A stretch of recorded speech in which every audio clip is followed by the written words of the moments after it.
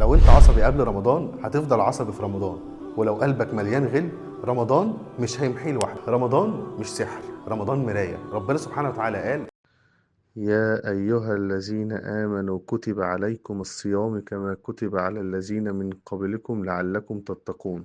لعلكم تتقون هنا يعني الصيام وسيلة مش هدف، الغرض منه انه يطلع اللي جواك ويهذبه. والنبي صلى الله عليه وسلم قال: فإذا كان يوم صوم أحدكم فلا يرفث ولا يسخط، وإن سابه أحد أو قاتله فليقل إني صائم. يعني إيه؟ يعني رمضان اختبار رد فعل مش اختبار للجوع. أكتر وقت بيبان فيه حقيقتك لما تكون مرهق، جعان، عطشان.